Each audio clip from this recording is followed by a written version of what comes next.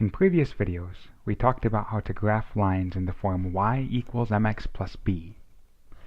In this video, we will discuss what happens when the m, or the slope, is 0. Let's take a look algebraically at what will happen when we replace the slope with 0. This will be y equals 0 times x plus b. Here we can simplify, because right here 0 times x is 0, because 0 times anything is 0. So we can simplify that. This just becomes 0 plus b. And we can also simplify this. 0 plus b is just b. Anything plus 0 is itself. So our equation simplifies down to y equals b. Anytime you have an equation in this form, let's take a look at what we've done.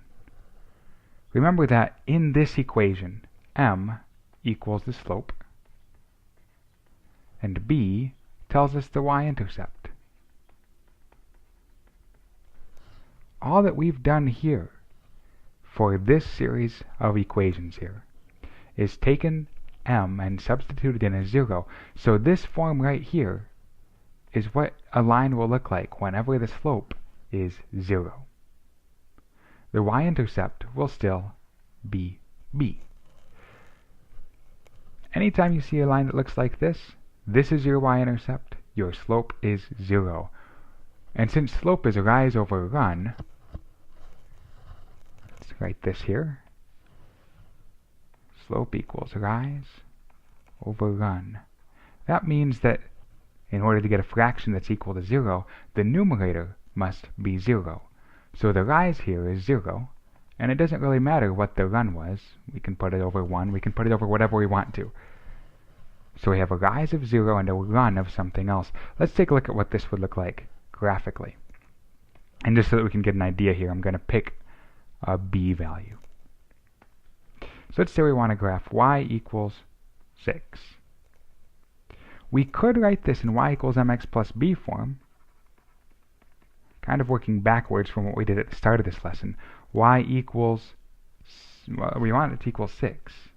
In order for this to equal 6, this term has to be 0, which means that the slope was 0.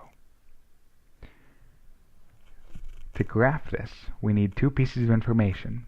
We need the slope, and we need the y-intercept. Now, these steps here are optional. Perhaps on the first couple that you work out, you want to put it in this form, but once you realize you have something with y equals something, you know that you're going to have a line with a 0 slope and a y-intercept of 6. So let's go ahead and graph this.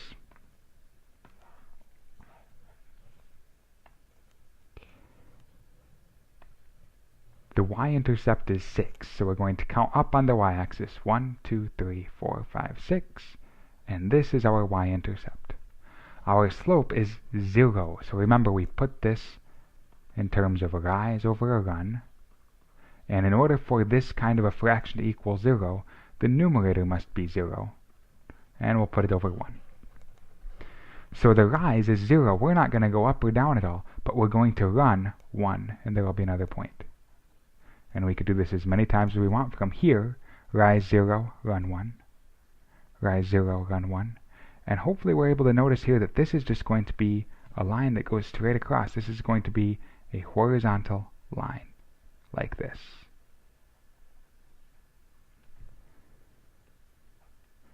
This is what we get when we have a slope of 0. This is vastly different than equations that look like this.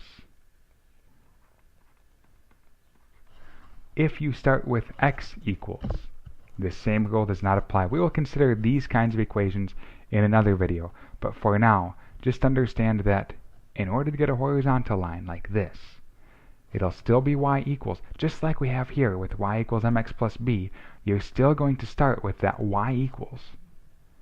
That'll give you your y-intercept right here, and if there's no x term in there, if this term canceled by being a 0, it'll be a horizontal line because the slope is equal to 0.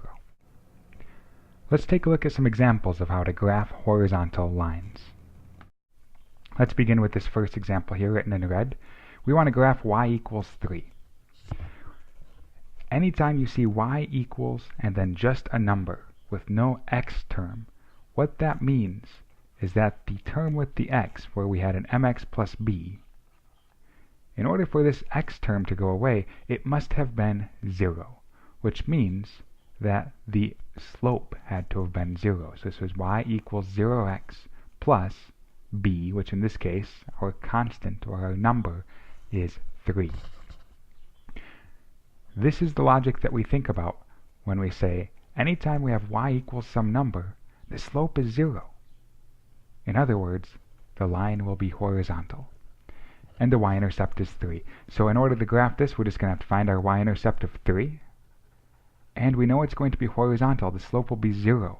There will be no rise, but there will be some run. So we can plot some points and then connect those. And this is the graph of the line y equals 3. Next, we'll graph y equals -5. Once you get good at this, maybe you won't have to write this down every time. You can simply go straight to knowing that this, because it's a y equals, will come down 5 here because it's -5. And then it's going to be a horizontal line like this. And the last example here is y equals 10. So we're going to have to count up 10 units all the way up here. And it will be a horizontal line. So these are the 3 lines that are graphed from these equations here. So once you get the hang of it, graphing these horizontal lines is really quite quick and easy. Again, in a future video we'll talk about what happens when you have x equals something like 4. Again, this will look different. This is not what we're working with here. This will not give you a horizontal line. Now let's kind of work backwards. And let's say we're wanting to write an equation for a line that's already graphed. And if that line is horizontal, we know that it'll have the form y equals b. This is the general form for horizontal lines. Or if you want to start with y equals mx plus b, and look at this and realize that there's a slope of 0. We're not rising at all, but we're running a little bit here. So we can say the slope is 0 over 1, for instance. If we want to go rise 0, run 1, let's find this point. Rise 0, run 1. So the slope is 0. Y equals 0x plus b. And what is the y-intercept? We're going up 1, 2. So this is y equals 0x plus 2. And 0x is just 0. That term is effectively going to just go away. So this is y equals 2. This is the equation of that line. Now, once you get good at this, you'll notice that this is a horizontal line. You'll know that all I need to do is say y equals 2, and you're all set. Let's consider why this equation describes this line so effectively. This equation simply says y equals 2. That means for any ordered pair that I pick on this coordinate plane, the only rule that I have to follow is that the y-coordinate has to equal 2. So no matter what ordered pair I pick, y always has to be 2. I can pick anything for x. There's no restriction on x. So I could pick x equal -3. And since I followed this rule that the y-coordinate is 2, this ought to be on the line. Let's check it. If I plot the point -3, 2, I'm going to go to left 3 and up 2. And sure enough, I'm right on the line. No matter what coordinate, or no matter what point I pick, as long as I go up 2 on the y-axis, as long as my y-coordinate is 2, I will be on the line. And that's why this kind of equation effectively describes horizontal lines. With this kind of logic, you may be able to think your way through to what kind of a line we'll get once we start graphing lines like this with x equals something. And I challenge you to try to figure that out. If you can figure out what kind of a line this will look like, that'll be a good challenge for you. And like I said, we will discuss that in a future video.